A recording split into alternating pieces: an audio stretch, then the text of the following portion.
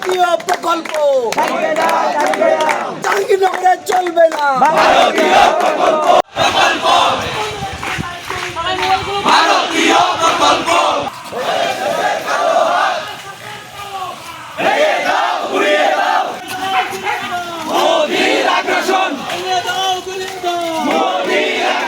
আপনারা জানেন গত 16 বছরে বাংলাদেশকে ভারতের মার্কেটে পরিণত করা হয়েছে, বাংলাদেশকে ভারতের একটা স্যাটেলাইট স্টেটে পরিণত করা হয়েছে।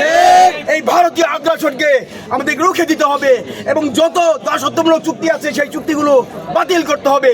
আমি আজকে ধন্যবাদ দিতে চাই। আপনারা জানেন আমাদের যে প্রধান উপদেষ্টা তিনি এই আকস্মিক, আমি মনে করি ভারত ইচ্ছাকৃতভাবে আমাদের এই মানবিক বিপর্যয় সৃষ্টি করেছে এবং আমাদের মাননীয় প্রধান উপদেষ্টা কিন্তু ভারতীয় হাইকমিশনকে ডেকেছে এবং তারা এখন বলছে যে আমরা বাঁধ খুলে দেয়নি, ভয় পেয়েছে। তারা বলছে আমরা বাঁধ খুলে দেয়নি, বাঁধ উপতে নাকি পানি এসেছে। এটা সর্বৈব মিথ্যা কথা, আমরা এটা প্রত্যাখ্যান করি। কিন্তু আপনারা জানেন গত 16 বছরে ভারতীয় কোনো আগ্রাসন, কোনো হত্যাকাণ্ডের বিরুদ্ধে শেখ হাসিনার ফেসিবাদ সরকার, দাবেদার সরকার কোনো প্রতিবাদ জানায় নাই। আমরা প্রতিবাদ জানিয়েছি। আমাদের বিজেপিকে বলে দেওয়া হয়েছে আপনারা ঘুরে দাঁড়ান। সুতরাং এই সকল দাসত্বমূলক চুক্তি বাতিল করতে হবে এবং আমাদের সকল আন্তর্জাতিক নদীর ন্যায্য হিস্সা দিতে হবে। আমরা এই যে বন্যা সৃষ্টি করে দিয়েছে এর জন্য আমরা আন্তর্জাতিক আদালতে যাব।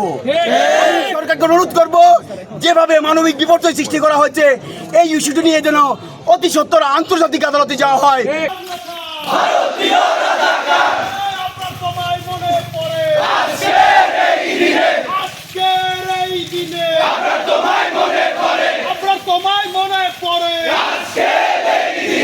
আমরা ভারতের আগ্রাসনকে এই দেশ থেকে হটাতে পারবো ততদিন পর্যন্ত আমাদের মুক্তি নাই, ততদিন পর্যন্ত আমাদেরকে লড়াই চালিয়ে যেতে হবে।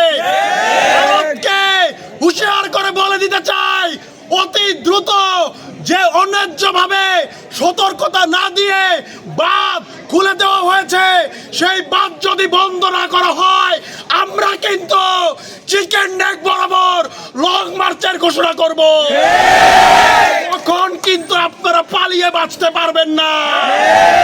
আমরা বলে দিতে চাই এতদিন পর্যন্ত স্বৈরাচার হাসিনা আপনাদেরকে যেভাবে শুধু দু হাত ঠেলে দিয়ে গিয়েছে এখন আর সেই সময় নাই।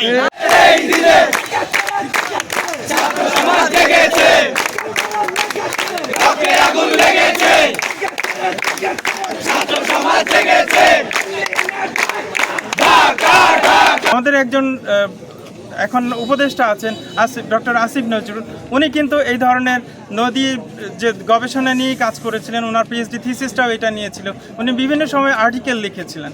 সুতরাং আজকের এই ঘটনা থেকে ওনার কাছে আমাদের দাবি থাকবে আপনি এখানে ইনভলভ হন, আপনি এখানে ইন্টারভেন করুন এবং আপনি এটা আন্তর্জাতিক একটা ফয়সালা করার ব্যবস্থা করুন।